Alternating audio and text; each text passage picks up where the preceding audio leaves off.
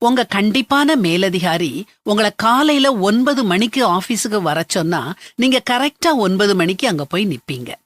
எவ்வளவு தடைகள் வந்தாலும் அது எல்லாத்தையும் சமாளிச்சுட்டு சரியான நேரத்துக்கு நீங்க போயிடுவீங்க. அப்படித்தானே? ஆனா அதே சமயம் நீங்க உங்க வேலையை செய்யறதுக்கு நீங்களே ஒரு நேரத்தை குறிச்சு வைக்கிறீங்கன்னு வச்சுக்கிடுவோம். அத அந்த நேரத்துல சரியா செய்வீங்களா? பெரும்பாலும் செய்ய மாட்டீங்க. மற்றவங்களுக்கு கீழ்ப்படிற நீங்க ஏன் உங்களுக்கு கீழ்ப்படிய மாட்டேங்கிறீங்க? அடுத்தவங்க கனவுகளை நீங்க கட்டுறீங்க.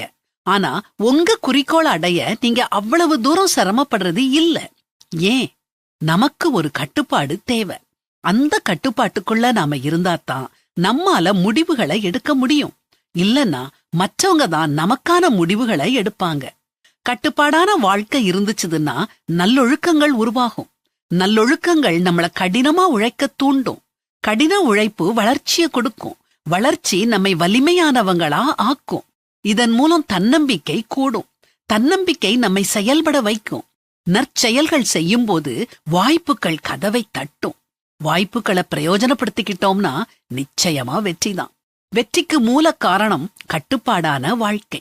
நம்முடைய சுய முயற்சியால கட்டுப்பாடான வாழ்க்கை வாழ முடியாது. கடவுளுடைய கட்டுப்பாட்டுக்குள்ள நம்ம ஒப்படைப்போம். முதல்ல கஷ்டமாத்தான் இருக்கும், அப்புறம் பழகிடும். எந்த சிக்ஷையும் தற்காலத்தில் சந்தோஷமாய் காணாமல் துக்கமாய் காணும். ஆகிலும் பிற்காலத்தில் அதில் பழகினவர்களுக்கு அது நீதியாகிய சமாதான பலனை தரும். ஆகையினால் நெகிழ்ந்த கைகளையும் தளர்ந்த முழங்கால்களையும் நீங்கள் திரும்ப நிமிர்த்தி முடமாயிருக்கிறது பிசகிப் போகாமல் சொஸ்தமாகும்படிக்கு உங்கள் பாதங்களுக்கு வழிகளை செவ்வைப்படுத்துங்கள்.